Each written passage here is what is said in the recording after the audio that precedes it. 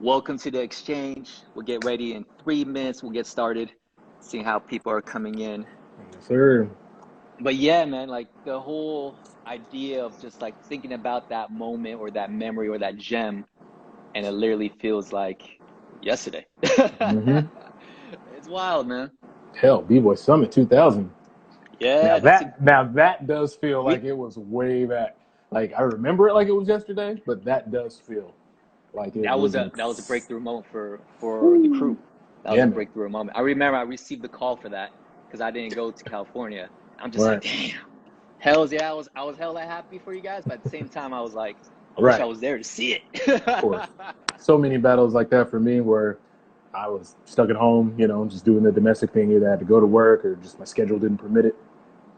And I had to hear about it like it was like Ashes to Ashes, the second one. I was so mad because we got the battle skill methods, and I totally missed that one, and I wanted to go. Yeah. Because that was like one of those battles, crew-wise, that we really wanted to happen out of respect for their crew. And then they felt the same way mutually. So when it finally did come around, because anytime that we battled them, like, you know, we always had like one or two, three people. You know, it wasn't like a full crew. And that was one of those like crew battles that would have went down in history, I think. Like, yo, you guys remember the Master Monkees skill methods battle? Like, it would have been one of those. Absolutely. And we battled in a few times too. So. Exactly.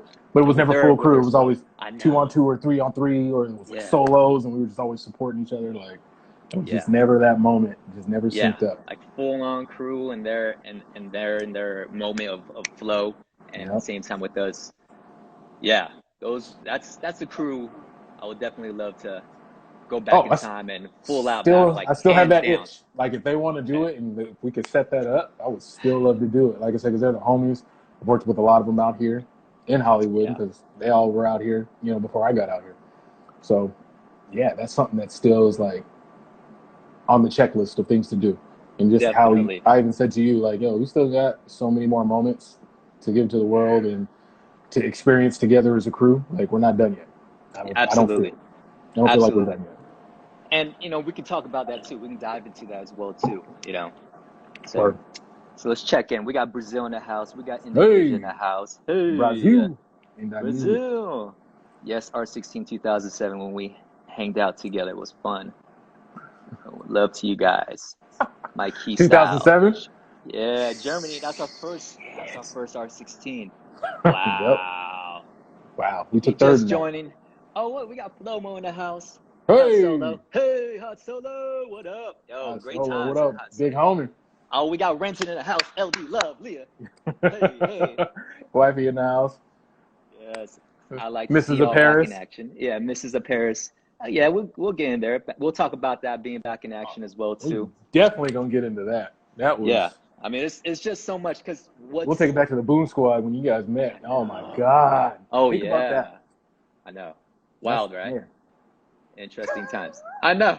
And it's all and those single like those memories, like those moments where it's just like from Floor Wars, right? Then you met your wifey 10 years or 15 years later, and you know with Leah, it's like I met her at the songs and we were cool, but we weren't like you know hanging out or anything. But then years later, we were young 20 something. Exactly. Just being typical guys. Yeah, man. We'll get started like in 1 minute. We'll get started in 1 minute.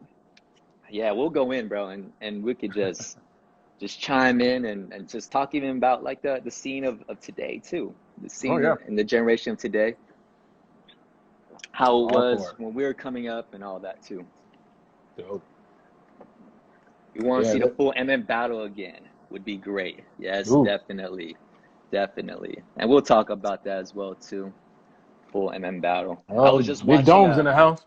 Oh, Dancing Domes. Yes, Domes in the house. Brother.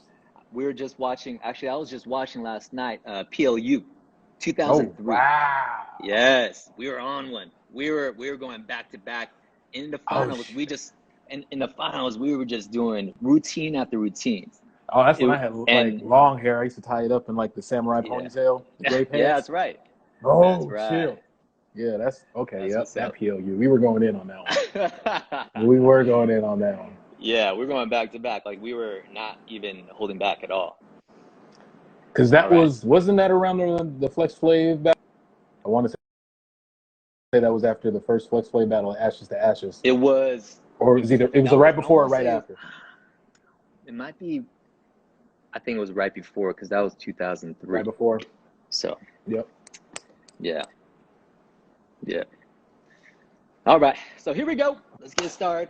Welcome to the exchange with Jeromeskee. I'm here with my brother, my dude, my battle cat, my cipher cat, my guy, JD Twixx. Make some noise. Woo! Twitch. What's happening, y'all? All right. Got some monkeys in the house. So get it, man. So I'm excited about this because not only do we get to conversate and deep dive into a lot of things, but we also get to hang out. And I haven't seen you since Japan. We did Japan a few months back, and it's just always fun to get together and vibe out, you know. And for some of y'all, you know, majority of you guys who should know who JD is, Twixx, but for some of you guys who don't know, for the 1% or 2% who don't know, JD is a vicious battle cat. He's very successful, not just in the world championship status of battling, but also killing in the ciphers all day. Also toured with Jason Derulo, Chris Brown.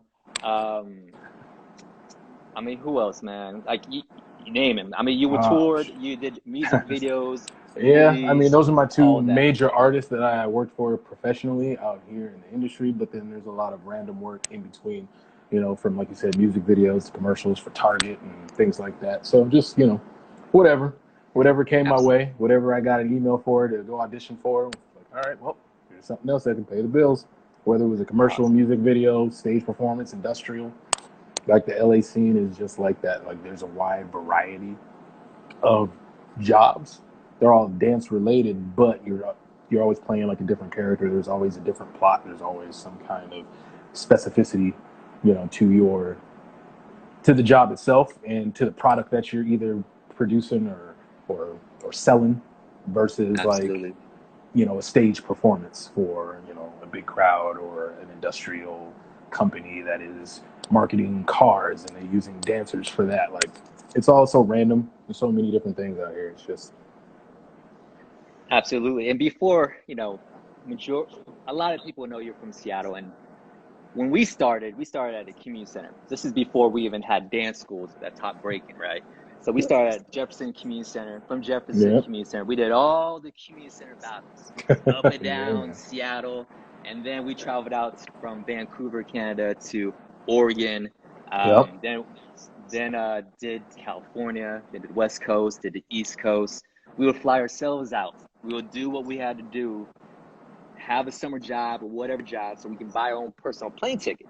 So we flew ourselves out before we got flown out. Then started doing a lot of national battles and win, lose, or draw. And then we started going to national, and then we're doing world championship battles. And a lot of crazy moments, you know, a lot of I would say a lot of losses.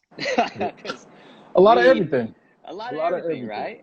Yeah. A lot of losses. Dome said the best times. I agreed. That was all of our early development. Like we were all just fresh out of high school, 17. So in between 17 to 25 was living that gypsy life, was living the life of having day jobs to save money to spend on plane tickets and hotels to go to freestyle session, pro-am, b-boy summit, to start just like making a name for ourselves in the b-boy scene and in the hip-hop culture scene. So, you know, and that was our beginnings. That was our start.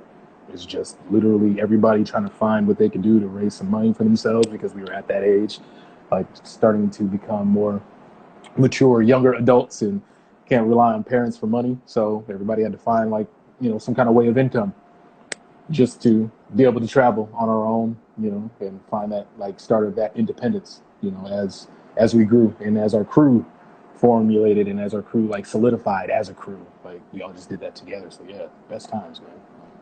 And there's something about going out there and sort of just learning on the fly and finding the pioneer in that space, and gaining the respect so they can teach us. It was never, hey, we gotta go to this studio because so-and-so is teaching. It was more like, hey, do you know where Lil Leps is at? Hey, do you know where, like Icy Ice is at? Whoever was there at that state. We just wanted to just soak in all the knowledge and be a sponge. And then we came back to Seattle with our foundation, our understanding of what the dance is about, and then really grew from there. Versus, hey, YouTube, right? And it's cool. YouTube there's a plus and negative about YouTube, and it's all good. But there's something about being hungry about that and not taking anything, for granted, so to speak. Yeah, man, that was our generation. That was the 90s. You know what I mean? Everything was a lot more raw and uncut and unaltered, no added preservatives. Like, it was straight raw. That was the community. That was the culture. That was the way of life. That was the lifestyle. It was just as raw as it could be. Nothing was filtered.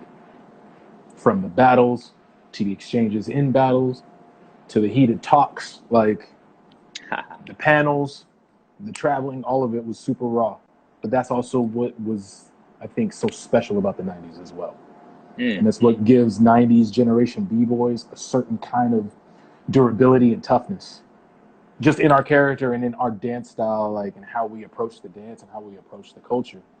There's just a certain type of, like I said, a certain type of thick skin because of how everything was so scattered and spread out, and how you kind of had to delve into the culture, and you had to investigate. You had to find whatever it was you were looking for, whether it was knowledge, whether it was classes. You had to go out and search. We didn't have a lot of accessibility like the younger generation now, which is, like I said, it's a great thing and a great tool. We just didn't have it.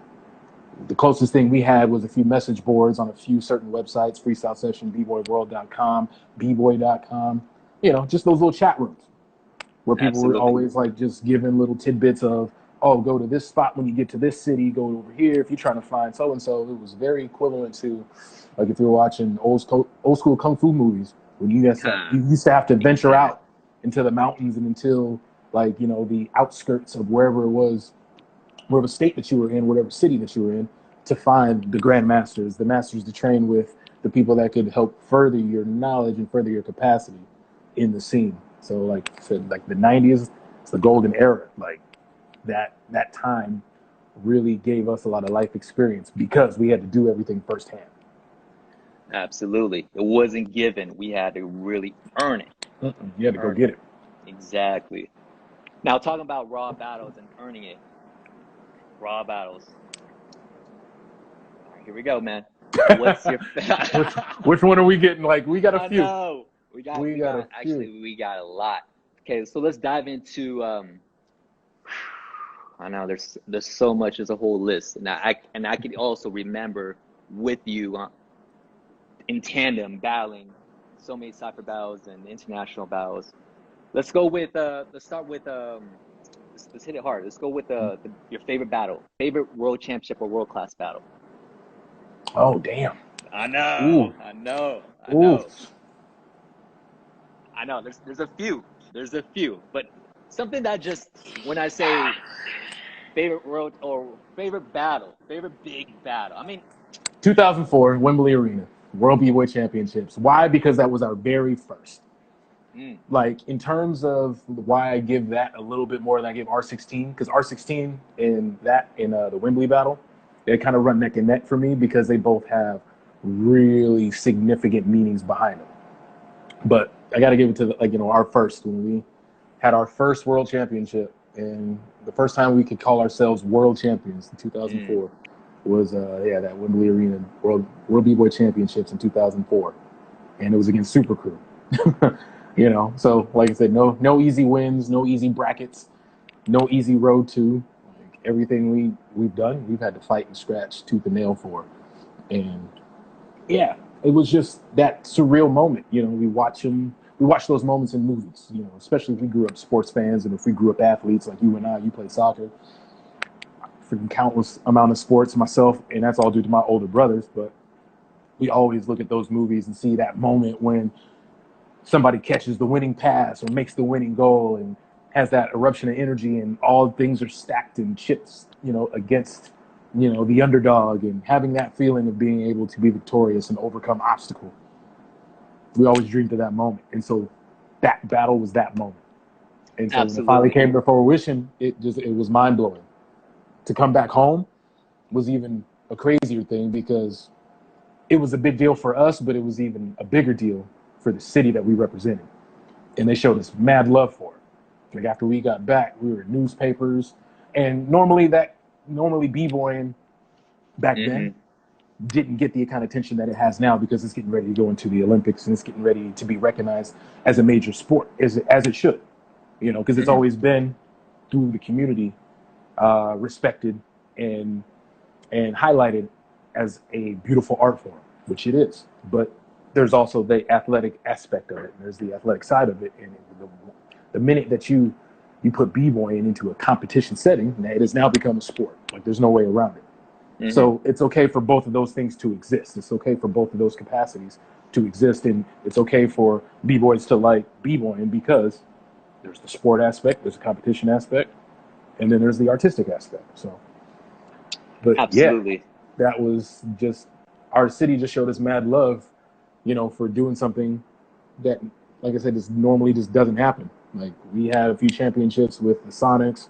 with the Seattle Storm, with the baseball team and the Mariners. And Seattle it's a very melting pot of a place, but it's not big in terms of the state size and in terms of, like how I think metropolitan it is. It's very, it's very tight knit. It's small in its community, but it's very flavorful in its community. Absolutely. The things that happen in Seattle are very rich in culture and rich in that particular way. But it's not, something for the masses. It's not like we have, like how Cali is or how Texas is. Like it's not New York. Like it's not overpopulated. Like it has its fair amount of people. But like I said, it's very, very seasoned in terms of its taste and its flavor and its style. So to be celebrated like that when we came back home after winning our first world championship was amazing. Incredible. Yeah. I remember we were it was a 4-on-4. It was Juice Boogie, myself, you, and Bryson. And we battled the first crew. I think we battled Spain, Korea. We battled another crew, and then we battled Super Crew in the finals. And it was a tiebreaker. LL Cool J was hosting, and it was a tiebreaker. And we're just like, who's going to get the tiebreaker? JD! I remember that moment, I was like, too. You're hot, bro. You're on it. You're killing it. And I remember because they had a timer and all that right. On the screen. And I remember Super Crew went, and then you followed, and I remember when he hit your freeze, it was one of your. It was like a sideways head hollow, like it was side, like a head. Boom.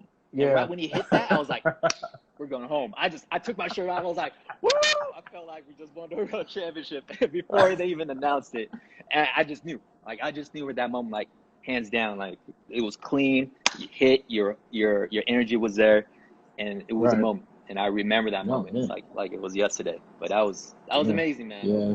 That was under a lot of pressure. Like it was that moment. Shit. Let me say what's up. Oh, Daryl McLaurin, I see you, bro. Used to actually go to junior high and high school with him. We were on the wrestling team together. So he's tuned in. So I just wanted to say what up. Sonny Vegas, what's up? We got Wackness, I see you, bro. Theus in the house. What up, Tim the Pit? What up, Wackness? Yeah. That's what's up. Yeah, man, that moment was, like I said, it was surreal because I got to live exactly the moment. I've watched in all the sport movies I grew up watching. And at first, I was scared to even go end the tiebreaker. And everybody looked at me when we were sitting in the huddle on stage trying to figure out who's going to tiebreaker. I remember everybody looking at me. And I'm like, me? Like, why? Oh, like I just remember having an overwhelming sense of nervousness and anxiety and pressure. But it's like, oh, what the hell? All right. I mean, that's what I played all my sports for. Like I've had those moments in football, wrestling, track, gymnastics, basketball. Like, so it was something that I was used to, but it wasn't easy. It never was. I'm just so happy that I was able to actually execute and come through because I was actually going against Omar for the tiebreaker. And Omar is nasty. Omar at He's that fire. time had every move in the book. Everything. Omar could do and at that time, he was doing everything. every Right. And this competition. is He like was the killing time every like competition. power tricks were starting to become real popular, and the blow up style was really huge at that point. So we had cats like Ronnie, Ben, Omar, and Rockadile on that squad. Yeah. So they Shout out had to Super Crew. everything. Shout out to Super Crew.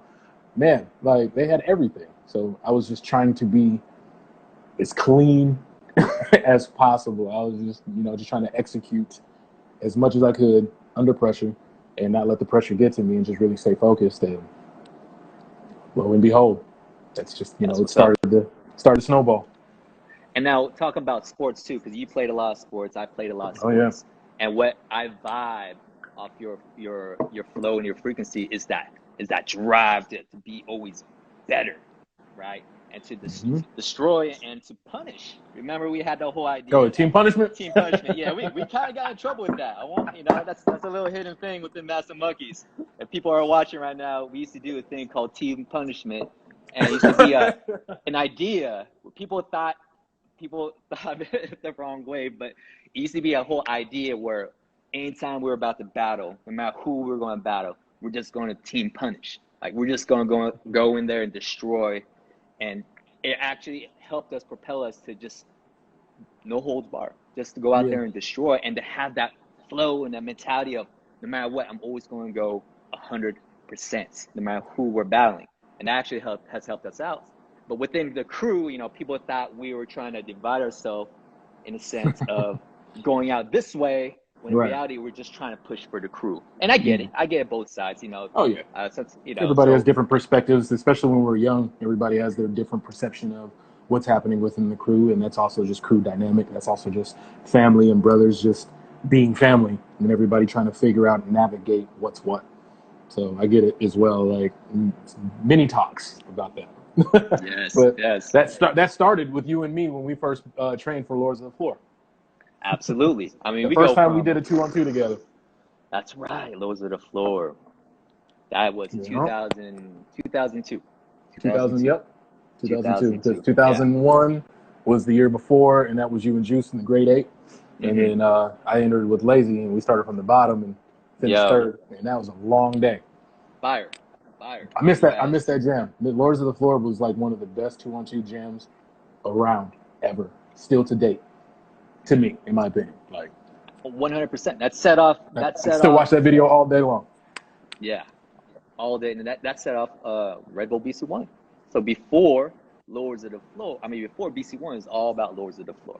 So people are watching right now and thinking about what is Lords of the Floor. Do your history. That was in Seattle by Circle Fire Bob, and I believe Jameson from Red Bull at that time put that together. That was the first time Red Bull got involved with b-boying at some point, because then of course after the second Lords of the Floor, Roxrite was explaining like how there was like this branch off and how there was a separation between the connection of Lords of the Floor and BC1, but there was this long break in between where Red Bull was still focusing on X Games and other sports. But when Red Bull BC1 came around later, I think a couple years later, said Ronnie and all those guys, like, man, now it's taken off.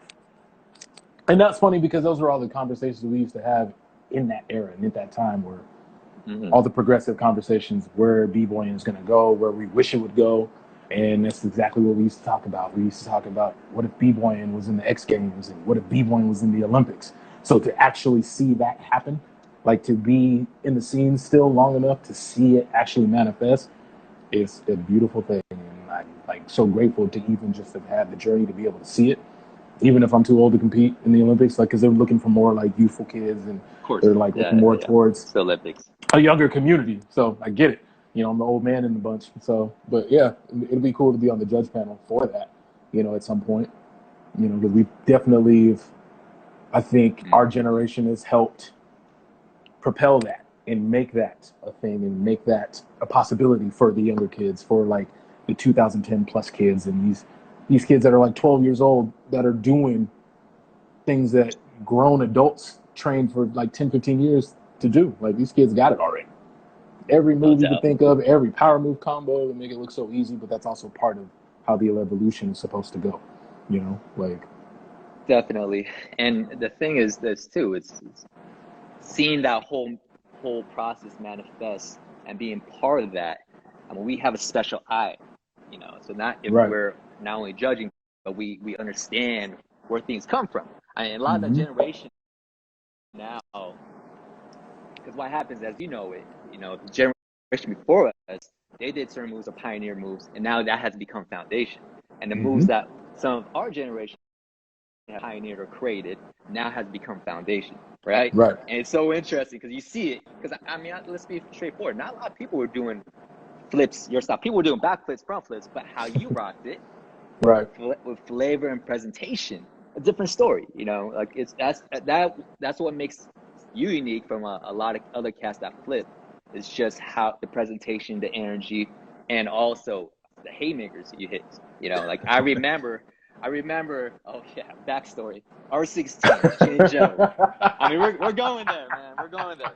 It just popped in my head. But R16. I mean, there's so many stories within the stories of R16. This is R16 now. The second time with Massive Monkees, 2012. Jinjo versus Massive Monkees. Right. That is 67 million. A 7-year gap. The last one we were in was 2007, 2008. 2008. And then with international battles in between, but we were doing TV work as well too. We did America's Best Dance Group before that. You were already touring. We were doing a lot of stuff at home too as well in Seattle. But I remember in the heat of that battle was versus Jinjo, and Wing just went out. And we had ideas and we had ideas of what we were going to do, like routine concepts, right? But I remember Ring comes out, and you're like, I want Wing. We're like, he wants Wing. Audible. Here we go.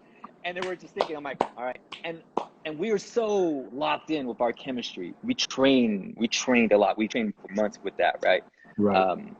And we're so locked in that we called the audible in seconds, because if we weren't locked in, seconds is the difference maker. I mean, if we're off by 5 seconds, nobody knows what has happening with the routine, and we're off and we lose that round. But within that time, when he said, I want Wing, we talked to each other and said, all right, salsa thread, you know, let's present JD salsa thread. And then we all lined up, right? I will tell my students. Shit, my bad, DV's. Here we go.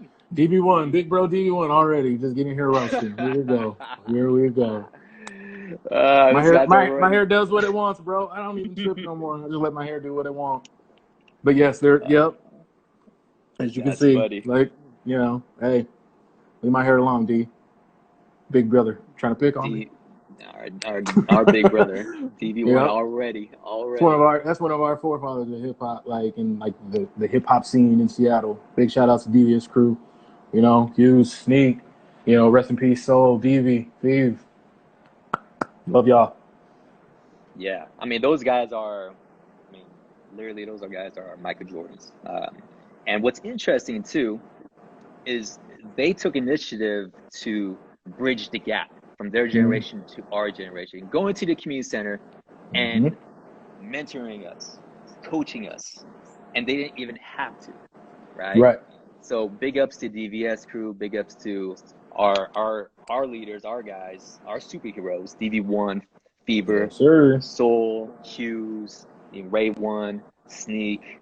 I mean, yeah, those guys are our bridge, and that's why we are, Massive Monkees, because they taught us the way, and not only that, but they also taught us the way about life and everything too, because it's way beyond breaking and way beyond. Just hip hop, you know. So. A lot of those guys were the ones that encouraged us to go get jobs, and you know, not to be bums living at mom's house at like 20 something and. Yeah, like we used to get ridiculed for it. Still getting ridiculed, as you see. Like, DB always got something to say. Like, still making sure that I'm staying on the straight and narrow. Like, yo, man, what you doing? Yo, what's wrong with your what's wrong with your hair, bro? Like, what's going on? So it's cool to have, like, you know, those older siblings and those older presences, like, always being around. Just kind of, you know, looking over our shoulders, just making sure that we're, you know, keeping our head on straight and just maintaining and carrying the torch the right way. Because you guys actually like even speaking on that, like I was the outsider of the crew. Like I came from Federal Way, like down south. You know what I'm saying? Like 30 minutes outside of the community, like of like Southside Seattle, Beacon Hill, Rainier Ave, Martin Luther King area, and I couldn't even go up there for the longest time. But you guys were already, you know, exposed to that.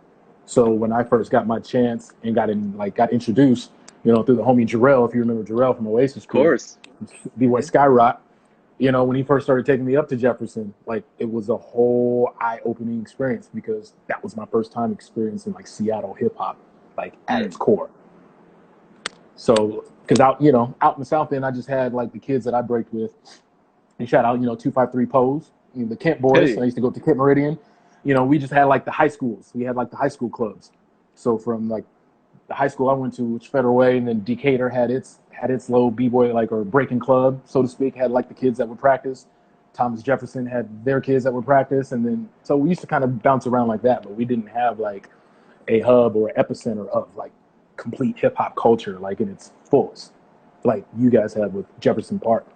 So, like I said, being able to go up there was historical because that's where all of the grandmasters, all the B-boy and B-girl triple OGs went. Ken Swift, Wiggles, like when Jam on the Groove came to Washington in 95. I remember seeing the show, but 96. That's where everybody was. That's like that place has such rich history in terms of hip hop culture. So it's just cool to actually have walked through the halls and spent time perfecting the craft in that same place where DVS practice, Boss, ABC, USM, battles on like everybody. It was just crazy. Circle of Fire, like everything Seattle hip hop comes out of like the South Seattle area. So absolutely, it's dope to be a part of it. The Mecca, man. Like Terry was saying, the Mecca. Shout out to Why Not in the house. Shout out to DP1. Right. All good, you're messing us up, appreciate it. We were talking about R16, dog. But before we move on to R16, the art of respecting the people who came before us, that generation is, I mean, that whole idea is starting to lose its flow. Like people who are watching this right now, the younger cats, especially the young cats, give the proper appreciation to the people who came before you. And even if they have taught you here and there or didn't take you under their wing, like just having their presence and paving the way for you in their city is a big deal. And it's they're the ones, they're the pioneers. And I just see a lot of the new generation today, they forget to mention who came before them. So you guys always gotta give that respect, Big Why Not? What up, man? Rock Steady in the house. Let's see you, boy. Hey. Yeah, man. Yeah, why not? Right. It's important, It's important, and that's also something that we learned in our family dynamics as well. Like it went, like you said, it went past and outside of b-boy, but that's also, I think, a fundamental way of living. Like you learn to respect your elders as you're growing up, period, because your elders also teach you that. So that's something that I think has definitely dwindled from our generation to theirs. It was kind of also us dropping the ball in our generation, doing as everybody was trying to do other things and make sure to avoid the mistakes of our elders.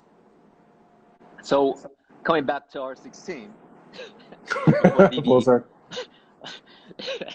R16, I remember Jinjo, Master Monkees, Wing just came out and he was killing it. And then I remember you jumping in and saying, yo, I want Wing. I'm like, all right, cool. Audible. So we audibled our routine and we did the salsa thread. Within seconds, we all lined up, executed the salsa thread, and then you finished the solo and killed it. Like it was a dope moment in a sense where it was just back to back, and it was a good call. And I would say, I mean, it was so the battle was so tight in a sense where where round for round, back to back, it was going back and forth. And see, that's why that battle is also like I think my second favorite, if not like damn near like my first favorite.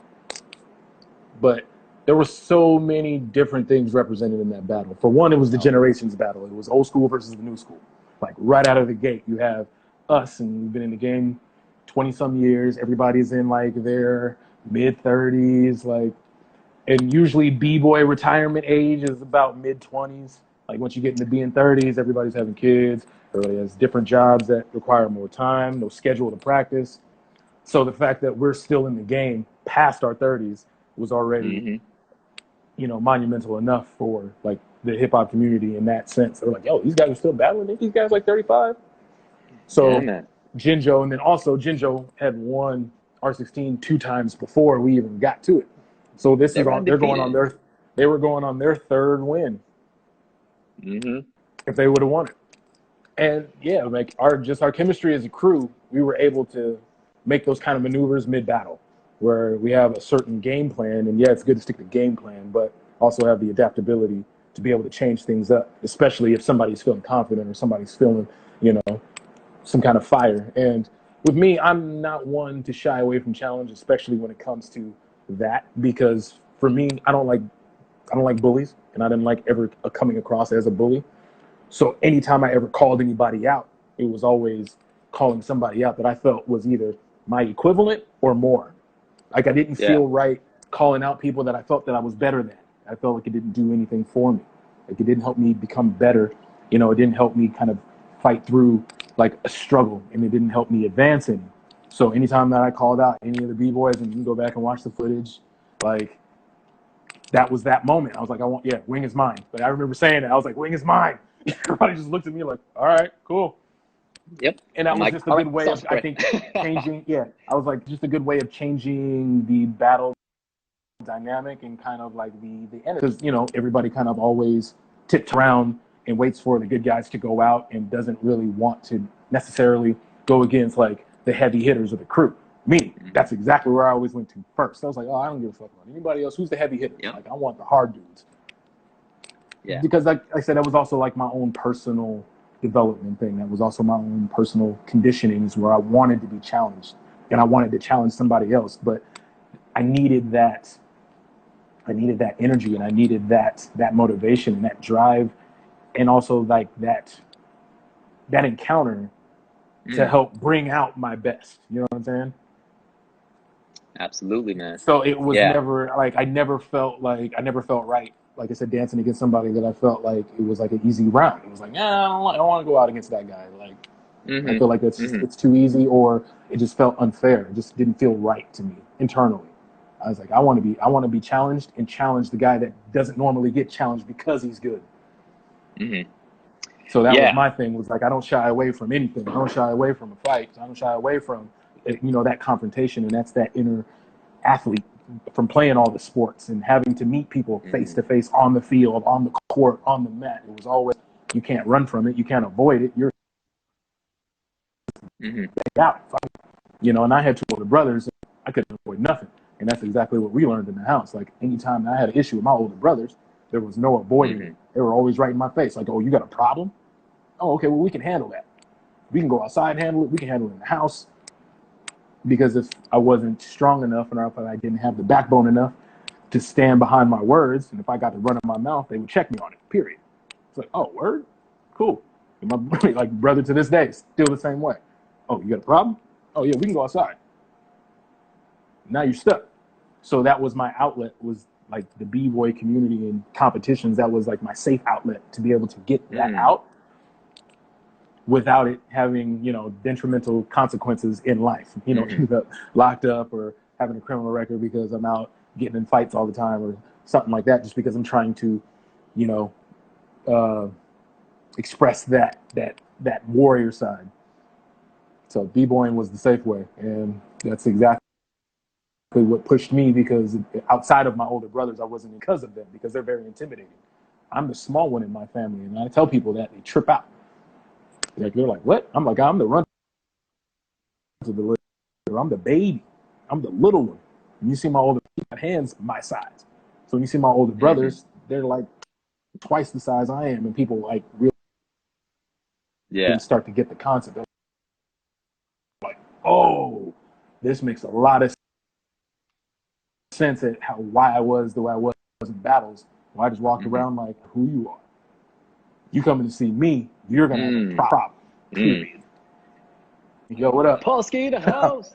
Oh, Yeah, OG Polsky in the Polsky, what house. up? What up? What up? Hey, why not? Was saying you're going in for sure, and then you're going in. You can't hear yourself. You're like, No, I'm right. like, whoa! it's like this. That's what's up. Word. No, so you're talking about the competition and that fire. I would say for R16 and many battles and even ciphers, that energy and everybody was on the same frequency that day of just being hungry, wanting it more than them, meaning the opponent, and literally crew family shit. You know, doing more than just ourselves or winning a championship. It was just about city of Seattle for our homies, for our wifeys. It was more than just us. And so when we held that and had that as an anchor, that took us to the next level. And so it was a dope moment, What's man. What's up, Nina? I see you. How you doing? My niece Nina on here. My boy Noah, his daughter. Oh, I'm big uncle. Noah. I'm big uncle. Yep. His eldest is on here tuning in. I see you. Oh, that's cool. Yeah, man. That's I what's think up, that's man. also what drove our crew, was just the fact that we just used to. Of course, we wanted to win. Like, that was always, at the top of the list. But it wasn't always the most important. It was about the statement that we made, and we cared more about that. So we could lose the battle, but still be the most talked about crew at the jam. That's how we looked at it. So it wasn't always about necessarily winning first and foremost. It was just about making a statement, and how could we stand out and give the crew something to live on and have longevity. So sometimes it wouldn't be a win. Sometimes it would be a moment. And one of the moments that sticks out, and people still watch this battle and say it's one of the rawest battles to date. Us and Zulu Kings, Freestyle Session 11. That was one of the best battles everybody talked about in the night, but it wasn't on stage. It was out in the street, literally out on some concrete. I mean, and those kind of battles didn't really happen in less, since New York, since the 70s, like early 80s. Like, those battles really, they popped off, but they weren't always documented. Like, in the 90s, a lot of those battles are like the old relics. Those are the old treasures that people have footage of that they don't let them out the vault. Like the Pro-Am battle with Reveal and some of the Flipside Kings. Like, that was another concrete battle, like straight up parking lot. Like, that's how it went down in the 90s. So that's what, like, we were no different. Like, we wanted those same moments to look back on historically. Right? Absolutely, man. And talking about losing and taking an L to make a statement. I mean, we took a lot of L's because we stayed as a crew. And there was people, I remember when we'll do UK champs or we'll do a big World B-Boy, UK champs, World B-Boy championships. There would be people asking if they could get down with us, like dope B-Boys. And we're like, nah, like, we just, if you're a crew, then but you're not crew. Because we would rather make a statement as a family and lose as a family than win multiple championship titles. And that shows when it comes to ciphers, when it comes to and when it comes to ciphers or it comes to big championship battles, when we raise our hands in the air, and we did as a real crew of our best friends for years, 10, 15 years of that hard work, grind, all those multiple losses, doing it our way, we actually get to say we're world champions as homies. Yep. Best feeling. Yeah, that was really important for the crew. Like, that from, I believe, the late 90s. Yeah. JD's Wi-Fi connection. Round 3. That, yo. Very cool. Round 3? We're hanging out. Yes, indeed. Yeah. That was a big focus for our crew. Like, we just really wanted to make sure that was known. Yeah, no, definitely. And at the end of the day, when we're in, I remember when we had our talks at R16, when we're 80, 90 years old, we can say we did it our way, and we will never forget that moment that we rocked and how we did it. Joe Stelter, you see you, bro? Yo, your Wi-Fi, bro. Still? Oh, Joe, show us your hair. That's what Leah. Yes. So look it. When my hair grows over my ear, that's when you know it's you time need for a that haircut, bro. I need that JD. Yeah, I need that JD quick, flavorful haircut styles. Bring back my barber skills. Man, I got the clippers in you the know, in the bathroom, man. Man in mini hats. Used to give the all crew day, all haircuts, day. make a little side hustle, a little extra money. Yep. When I started working at the barber shop, it was a wrap. You couldn't get me away from work. Killing I it. was stuck Killing it. behind the chair 6 days a week. I took one day Yeah. off.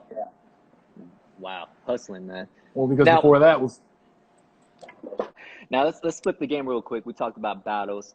word. What's up with Magic Mike, man? People want to know. I mean, People want to know, so huh? let's get it let's get it straightforward. You know, JD is not a strip dancer, man. He's a b-boy, a dancer, dancing with his shirt off. All right. So jump right in.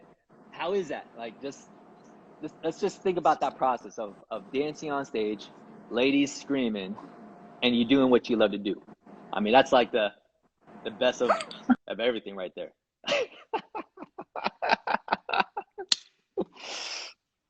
Like coming out of clothes in battles, dancing ciphers, so that was nothing new. And once we started doing more, big crosses in the house. What up?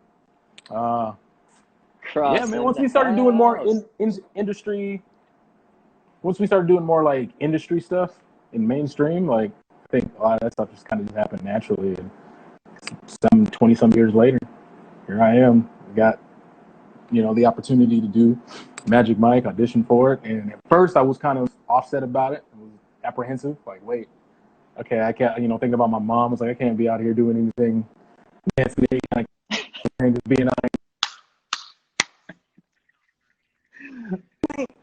You ain't up on that stage, like, you doing what? Like, I can already hear it. So I definitely have my reservations about it. But then digging more into the project and finding out more about how they're taking like a whole different, like an old school way of performing and revolutionizing it, I was like, oh yeah, I want to be a part of that because it's going to change the game of male review. Like, you know what I'm saying? They're like, oh my God, I love Chris Brown. And then they're like, I love Chris Brown's dancers. I love Chris Brown's, backup singers. Like, you get those super fans. So experiencing that, I think, in hand between Jason and Chris, when I got approached, and offered the job, because at first I was getting ready to head into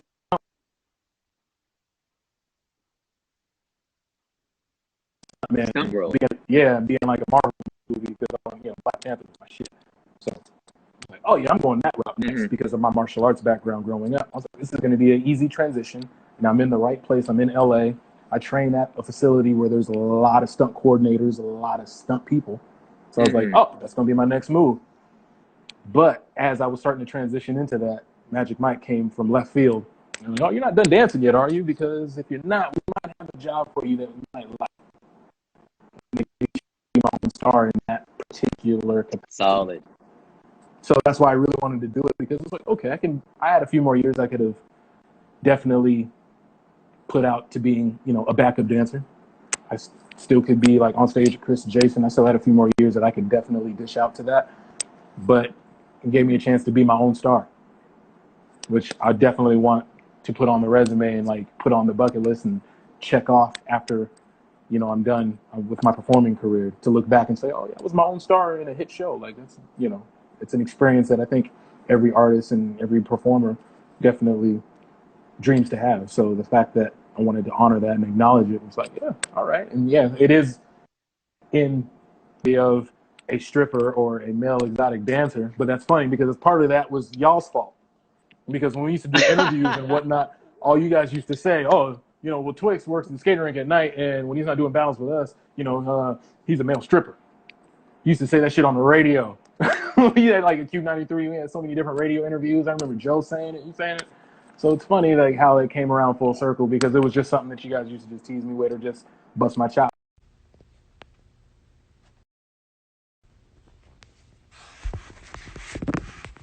We back. What up, what up? Cross one, JD. Coming in. We're going in. Here we go.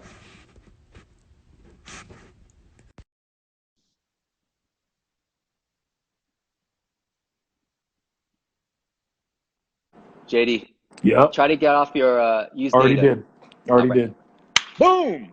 Boom. Good job, Cross. Good Round job, 5. Cross. There we go. Round 5. Been So disconnected. we from the 90s, bro. We don't do nothing short of 10 rounds anyway, bro. I know, right? We're going in. 10 rounds. 10 rounds. 10 rounds. Hey, 10 rounds is a whole different 10 story. 10 plus rounds. 10 rounds. I remember, talking about rounds, I remember Rocksteady anniversary ciphers.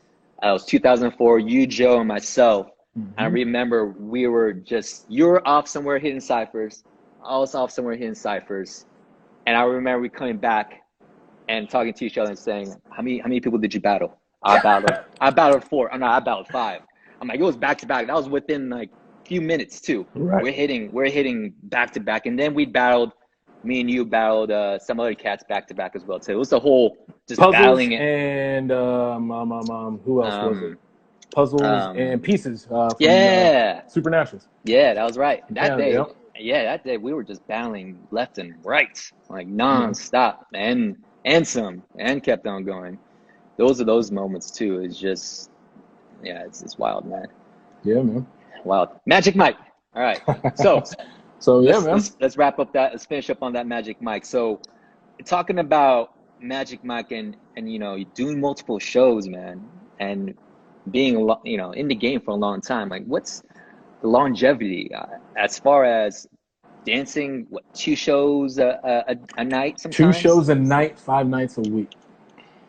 What's that process like, man? What are you doing to be in the game for a long period of time and be 100 every single night? And you're we're getting into our 40s, bro. And hands down, I would say this too. Like, we're both healthy, but shows after shows. I mean, that comes at a price, though. Yeah, that comes at a price, and that price is the regimen you keep. Straight up, like, it's just making sure I get enough rest, making sure I eat right. So my supplement regimen is off the chain. Like, anybody that knows me currently, has ever done any kind of work with me in the past like 5 years, they know. Like, my supplement regimen is bar none, like, at a high level. Like, the amount of vitamins and nutrients and things that I take daily to do what we do, like, at my age. It's the regimen, man. That's the trade-off, to be on point and to be so active. That's the cost. Yeah, and I remember though too. You would, if we'll go on the trips, or you come into Seattle, or we'll go to practice, and you'll have 2 suitcases. Everybody, okay? Yep. JD always comes with 2 suitcases. One with all his clothes, and one literally vitamins, full of vitamins. Big suitcase full of vitamins. And he's like, what are you feeling? What's wrong? All right, here, I got you. Oh yeah, you're feeling fatigued? I got you. Oh, your muscles ache? Where at? What? I got you. Here, take this vitamin. Right. I was on my medicine man journey, and I just kind of delved into that, through my tour experiences and just kind of having fun and enjoying myself. But it was like, oh, wait, I'm getting older. Oh, wait, 30s are starting to feel a little different. My body's starting to change. I started just paying attention to what my body was telling me. So it just made me just flip the script and really just delve into, nutrition and more holistic health, like trying to just maintain my connection, I think, mentally and physically to Mother Nature and holistic healing and holistic health, and just kind of staying all natural, so to speak, and just eating cleaner. I still got my indulgences, like still a sweet tooth, like, I'm still like a sweet freak, like love sweets. Haven't given those up yet. Bboy sweet freak. Yeah, sweet freak, man. Like, that's my one vice. Like, if I have a vice, that's it. It's sugar. But, like anything else, like, I still don't drink, still don't smoke, and that was something I didn't do in our 20s. And so I kind of felt like that also helps me beat the curve, because most people our age, they usually have picked up that habit and have had that habit for a good few years, and it's taken its toll on people's bodies. So I just learned vicariously and just made different choices. And they weren't hard choices. They were just simple choices, and just the basics, really. It wasn't anything super to what the equivalent it is now, with kind of how I'm now into the delving of the depths of like my supplement use and how these things go together, and this is synergistic with that. But it was just more of the basic fundamentals. Get sleep, eat right, just take care of yourself, just on a basic level. And I think it's just really has helped me with my pursuit of wanting to be in the game, for a long amount of time, with the longevity aspect of being a performer, like still having another good 5-6 years, and still being able to do the stuff that I was doing in my 20s, but not hurting while I'm doing it. Yeah, no doubt. Hey, it's funny. Wifey said, JD, what's your opinion of 5-hour energy? So let me guess, you've had this conversation already. That's why absolutely. She loves that I take 5-hour energy almost every day as my pre-workout kind of thing. Shout out to Wifey. 5-hour energy all day, every day. I can tell this was a conversation at the house where there was a debate. Oh, you know it. Like it's the whole setup. Why you take 5 energy every day? I don't take 5-hour energy every day. Okay. I mean, it works. It does. It does what it's supposed to do. I definitely have tried to find more of a natural alternative. I make my own 5-hour energies now, and Jerome has experienced it because while we were in Japan, getting ready for the battle, I'm in the dressing room with water bottles and electrolytes and all sorts of things, like mixing up, all these little drinks and whatnot. And then everybody's like, yo, what is that? What are you making? I'm like, I'm pretty much making my own natural 5-hour energy. So there's ways around, getting out of using, mainstream or main marketing, products, just because, you just don't know what's specifically in them. So I just went a step further to try to find like specific ingredients and make my own, so, they work. Are they the healthiest thing? Not so much, but we all know. Right, but I mean, baby steps. Absolutely. Now, switching gears, there's been some comments where people has asked us about routines. How have we created our people have seen what's crazy about some of our routines, like the statue, salsa thread, and even basket catch, the Denmark clip I just showed a few days back. It still holds weight. I mean, if we rock it now, it could still win rounds, right? Right. So let's talk. I know we have a really cool story about the statue, actually, but let's talk about the statue. How we get into the statue, and how was that whole development? And that was from Lords of the Floor 2002. We tried. Yeah. We didn't use it. We didn't get a chance to. We didn't get a chance, because we got eliminated. It happens. Sometimes that's how the cookie crumbles. But yeah, man, our routines, it came from a lot of different inspirations. It came from inside jokes. It came from us just clowning. It came from, inspirations in movies, different dance styles, all of it. Like we just found like different components and just started applying like the cut and paste method, where we're just putting things together, and trying things. And it was just really created a lot of our classic routines by trial and error. I remember putting certain things together, seeing how they look, asking the opinion of the crew if that looks right. Does this look cool? No. And then, like I said, a lot of it was just goofing off. A lot of like cool routines that like stood out that we didn't think would stand out were all from just us being in practice, clowning, being 20-something-year-olds and just being goofballs, just being hams, like the Red Sea routine. You're just goofing off in practice and that. And it's like, yo, we should do a routine where I'm like Moses and we split the sea. And we actually figured out a way to make it work. The salsa thread. You love salsa. And that was another dance style that you favored and used to watch like salsa clips to try to get inspiration. And you seen that little full body thread. And then we joked. And you were like, yo. You were like, yo, let's put this in a routine. And we would just sit and try to figure out how we could take a moment that you or I or anybody else saw that was like a piece, and we built around it, to make these, like I said, these classic routines of, like all the stuff that we used on America's Best Dance Crew was all of our battle material. We just learned how to turn those routines into show routines because we're used to doing them for battle, so we did them a specific way. But being on that show helped us look at our routines and learn how to adapt them to more of a performing capacity. Absolutely. So, a lot of it was just, like I said, trial and error and cut and paste and just trying to put things together and just see how they looked and just experimenting. Absolutely. Testing them out. And one of our, I would say, most infamous routines. Go ahead and say it. Shout, you already know. Shout out to Shout out Bryson and to Domes. Bryson and Domes. Domes, yeah. And I think that was, I mean, they had to talk about it more, but I remember watching that and thinking, this is fucking crazy. And when they rocked it in the battle, I was like, crazier. And yet, yo, I mean, the routine. You're talking The about grown routine heard men. around the world. Oh my god.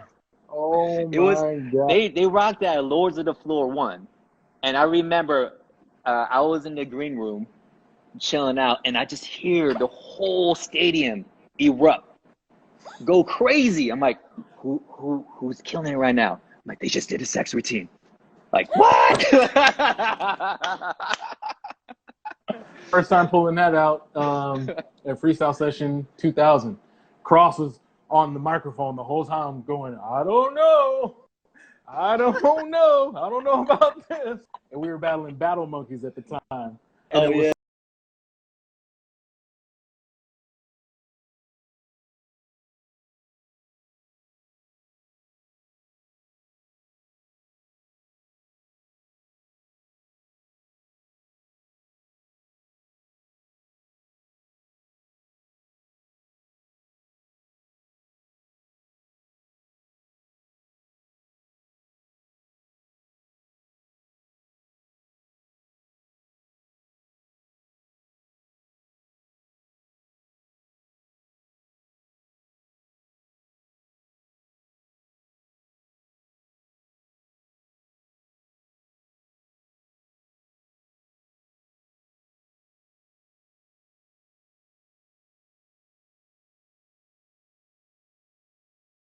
from there. It was like, oh, their routines would look like this. And then for them to go ahead and make it was like, yo, like, what the hell? Like, really? You guys really just did that? Like, it was supposed to be like a joke. And it was crazy funny because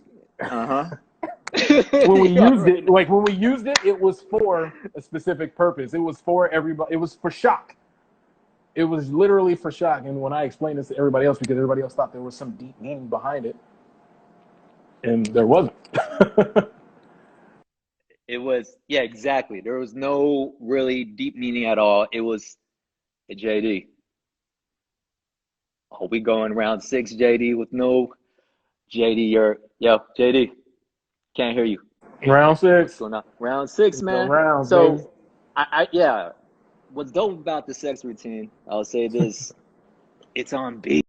It's because not only was it crazy, and the crazy part is we didn't do it just in community center battles. We did it in World Championship, big stage, UK champs. Come on now, right? The biggest stages of all stages. And the fact that we're just going to rock it, like Domes, and shout out to Domes and Bryson for rocking it hard. They rocked it tough. Right. But that's also part of our crew chemistry because we also had those individuals that had like certain personality types and, you know, everybody played their part and played their part well. Like you and I were on some intense, athletic, like always driven, let's work hard, literally till we drop. And then we had, you know, the crew members that were a little bit more wise, you know, because they were mature and like a little bit more philosophical. You know, and then we had, you know, our class clowns. Like we had the guys that were just very good at being able to just keep things light and like give like a good lighthearted energy and a good comedic aspect to our energy. So it's like we just had a real good, well-rounded energy and cohesion of that energy when it needed to be. And that's what kind of helped evolve the whole Voltron method with our crew and like how like our recipe actually worked was just like that. It was like, you know, all these individuals being able to become one team regardless of, you know, the capability or the personality. And, you know, we complemented each other well. So that's one. Round 7. That's right, Polsky. Round 7. 7. Round 7. Hey. Yeah. Circle of Fire. These elements. DVS crew, of course. The psychology, their mindset, you know, all mixed in, and then with our own style and foundation. And what's cool, you know, I would say with our era too, the golden era, we all had our individual styles. Yeah, JD's JD, Juice is Juice, Domes is Domes, Bryson is Bryson. You know, each individual, you know, with their, and you could tell because they're authentic to their art and their style, because that's who they are. If you know the person, you know the style. Even, you know, before in the crew, if I see the shadow and them just dancing and just a shadow, I already know who it is. Or just talking to them, I'm like, all right, cool. I already know how you would rock in the cypher, because we're all true artists and we've lived with each other. Remember the Master Monkey houses? Which one? There was 3. Exactly. And this is before social media, where I remember someone just had to send a text like, hey, we're having a Master Monkey party. The block. Oh, you're talking about movie moments where the whole block would be full of people, and it would just be the Master Monkey party house. And that brought that chemistry. Yep. A lot of OGs, a lot of people that we looked up to, like definitely came through the Master Monkey parties at each house, I think, on the block. I remember Remind being at the Master Monkey house up on MLK. Close by. Yeah, close by. Yep. That was when we were doing like footage for the second DVD. We did the Garage Band. Yeah, that's right. That's right. That was a moment, man. Yep. That was a moment. A lot of those moments. Like I said, that's just us being family. Like literally being brothers, laughing, arguing, like, you know, just being in each other's company all the time. Like, it just is a part of the crew chemistry and what makes us so strong. Absolutely, man. Yeah. So yes, those parties were crazy. Those are very crazy. So many of the homies, like anytime there was jams in Seattle, like there was always a party at one of those houses. Circle of Fire had their houses too. They had their little spots. But yeah, like Flex Wave used to always come through to the Master Monkey house. Who was it? Circle Jerk. Freaking who else? Man, so many. Just everybody coming in and out. Yeah. Right, everybody's coming through the town. Like we would definitely, you know, post up and play host, like fully. And even now to this day, like with all the Master Monkey anniversaries, it still has not changed. Like everybody that has some kind of location, whether it, you know, individuals, we're always, you know, playing host and, you know, just kind of keeping that part of like the hip hop culture and community alive, and, you know, that sense of community and being able to connect with people and stay at their crib and, you know, have them host you when you're in their city and take you around and have a place.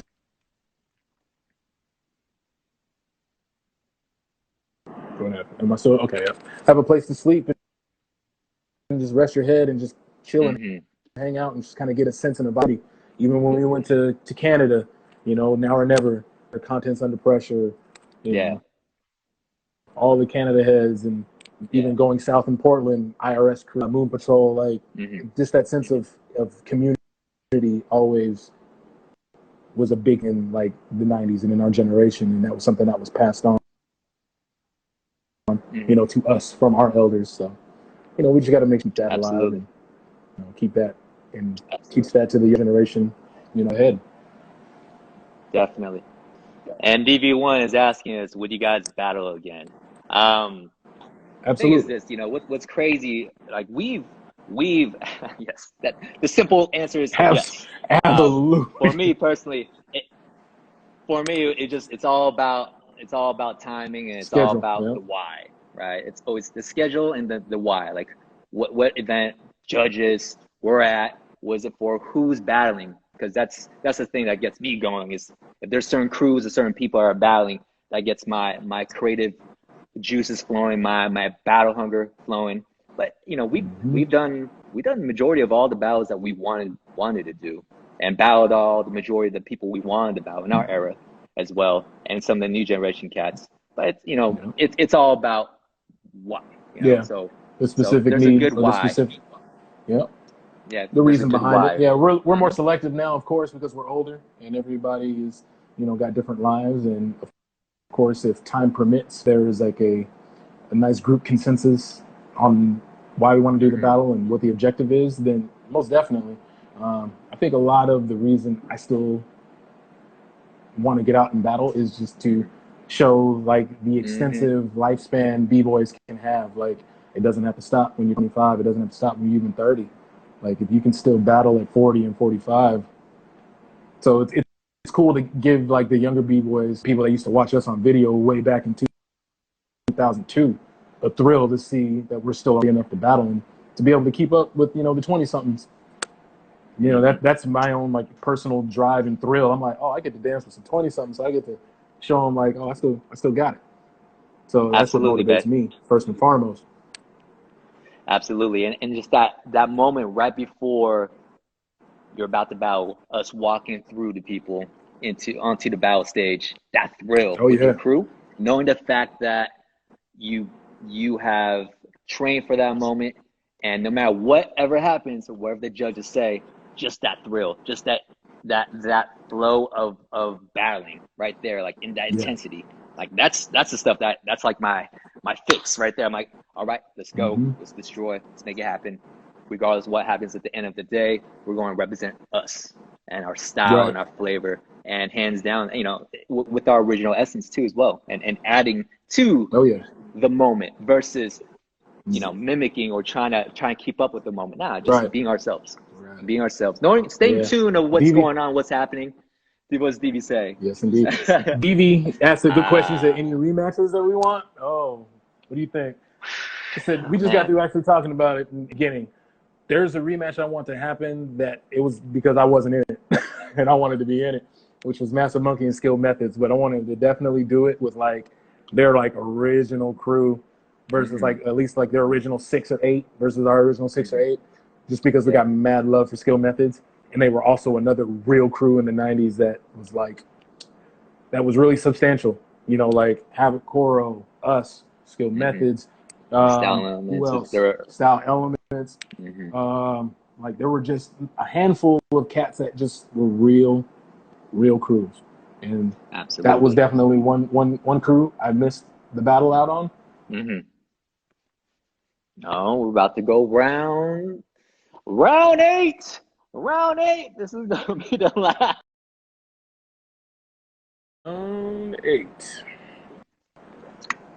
Round 8. So, yeah, man. Skill Big Methods. Jigs, what up, boy? We see you. Jigs in the house. Jigs in the house. Respect. Yeah, man.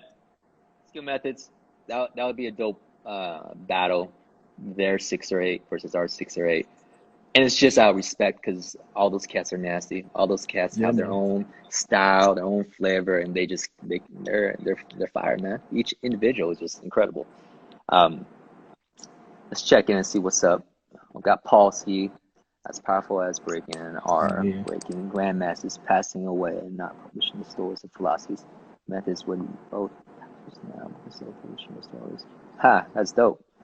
Yeah, I mean, documenting our stories and publishing our stories, I mean, that's definitely something. I believe that our generation, with our 90s and 2000s era generation, we have the connection of understanding the technology and how to pretty much utilize what we have and what the platforms are in this day, either be IG, publishing a book, or, getting on video, documenting it.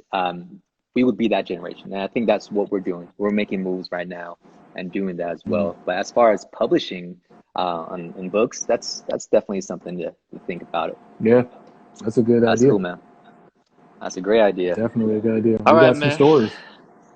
Crazy stories. Okay, so before we wrap this up, because it's been an hour and a half, 8 rounds. Hey, man, good combos. Need them. Very stimulating. It's been amazing, man. It's been amazing to catch up. Is there anything that you want to talk about? Anything you want to add? Anything you want to, put out there before we wrap this up? And that's I definitely love where the B-boy scene has gone in terms of, he said, being respected as a sport. I think it's long overdue. It's about time that has got that recognition that way. Because even though with how little it's gotten the recognition as an art form, like throughout the years, but it's something that has definitely evolved over time, and it's gotten like way more appreciation and respect as an art form, like given because it's been around 40 some years. But now that it's actually gotten some shine on a competition sport level, it only completes the circle now. You know what I mean? Like, you can't, the fact that there's still such a political debate between it being an art versus a sport is kind of asinine to me. It's a little bit like there shouldn't be, because it's both. Like it can be both, especially when you put it under a certain confine. You know, if you put it in a competition setting, it is now a sport. If you put it in an artistic expressive setting, then it now is art. So the fact that, you know, both got to be able to exist and be okay.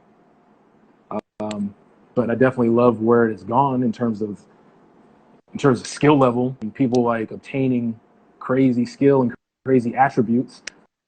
Like I said, I got 12-year-olds and I'm like, oh shit, make me feel like I gotta get up and practice. Crazy, right? Crazy. Kids, crazy, man. And what's wild though is these countries though are supporting the coaches, like Russia and China. They have a whole system supporting and getting kids ready for the Olympics already. And they have that budget. So it's wild. But so you see those kids just going into the system of just going full on represent their country. I mean, that's where we're at now. And it's beautiful. I'm all for it too as well. I'm all for progression. Keeping the culture alive, of course, and where it's from, and you know, taking it to where the future, because we always have progress. As long as, I believe that. And as long as we pay attention to the ecosystem of the culture, the culture won't go anywhere. And it's just really making sure everything once again goes back to that philosophy balance. If everything stays balanced, so if we don't forget about culture, just as much as we're now trying to accentuate sport, just as long as we're still providing and putting in the same amount of love and energy to the culture just as much as we are to the competitions, then everything will be just fine and everything will work well. And so I think it's just collectively getting on the same page as a community, you know, and being able to support both facets, you know. So the people that are true blue artists and that are more purist in that sense, if they support more of, you know, it being a sport, and if the people that, you know, the B-boys and B-girls that are on the younger side that are just looking at it as a sport, if they get into doing their homework and doing their research and appreciating the culture more, then it's only going to, you know, have its longevity and stand the test of time and be able to be what it could be, you know, and possibly even greater. So I just think that's just really important. Like if I want to share anything, like I think that's the thing that really needs to be, you know, focused on, which is just being able to support both ideals, you know, and really have balance within those ideals. You know what I'm saying? I think that will only help our scene. That will only help be more respected, you know what I mean? And, you know, last another 40, 60 years, you know? Absolutely. All right, JD. Well, it was great to chat with you, man. And yeah, man, it was good to catch up. Thank you. Thank you, everyone, for joining the exchange. Thank you, everybody, for tuning in. Appreciate you. It's going to happen more often as well. Now, before we go, JD, let's do some shout-outs before we go. Trisha, how you doing, girl? Yeah. What up? D from Check You Out in Vegas. Appreciate you. Big shout out to Polsky, hey, OG, Polsky. Cross One, the OG. Man. We grew up going to theirs events. Like, it's funny when I just seen Polsky at Alaska, Mighty Four. Once again, like all Mighty Four, 2000 came back in their faces. It's like, they are pillars of this breaking community. I mean, without them, they bridge and they evolve the competition. They evolve the culture. So much love to Polsky and Cross One for doing that, and they're still doing it. And they're still doing it. And it's not just it's not just in competition level too. They're doing a whole different levels of from education. Polsky taking that route to universities to, you know, Cross One, you know, going into Polsky is a G, man. He's a freaking professor. Yes. Round 9, JD. Round 9. Wait, no, we good. No, it's round 9. Here we go. One more round, JD. Can't hear you, bro. Yeah. Round 9. Hit me up one more time. We don't go to right. We got 9 rounds, bro. We got 9. Right. B-boy, straight up. Bro. So who can roast the most? What's up? Yeah, 10 rounds. That's a whole different story too. That's a whole different way of training. That used to be facing death. And you're not talking about, like, we can do 10 cypher rounds. That's easy.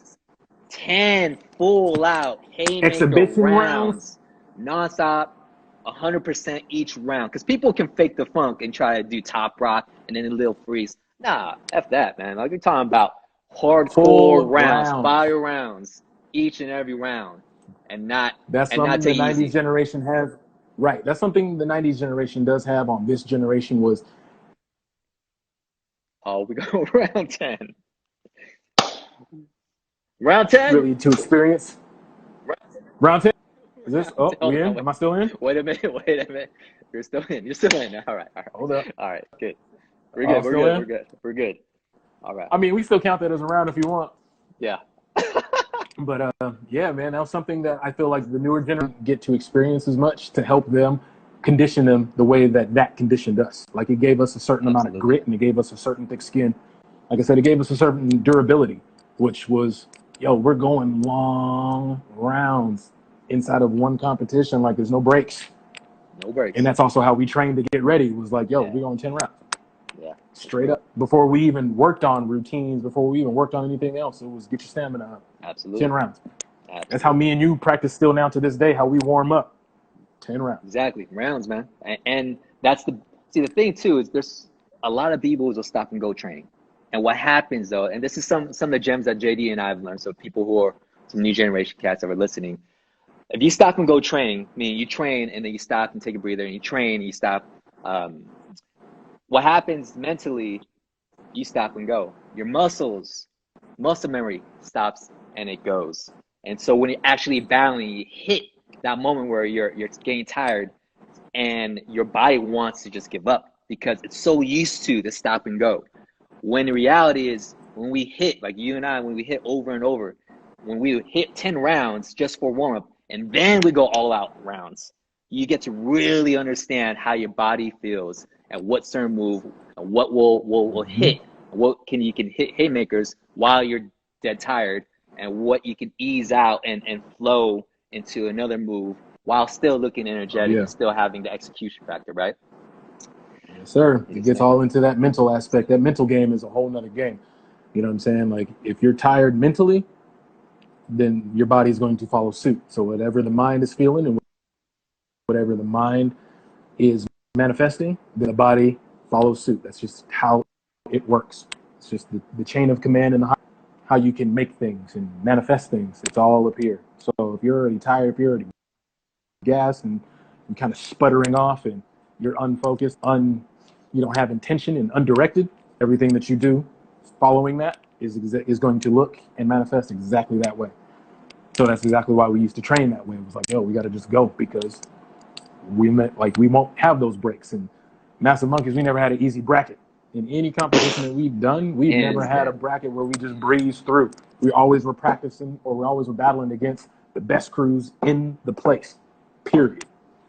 Like from the prelims all the way to the finals, there was no pulling punches. There was no half-assing. There was no holding back. We had to always battle each round like it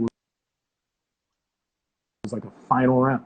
That shit gets exhausting. So if we weren't mentally prepared and physically prepared, then it was going to be an easy, quick night. So it's a different generation, like I said, in how it was. Absolutely.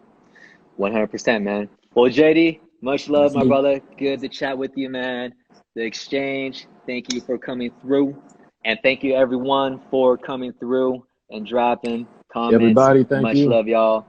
Master Monkees all day. Much love. Stay safe, brother. Be healthy. All day. Peace. Yes, indeed. Peace.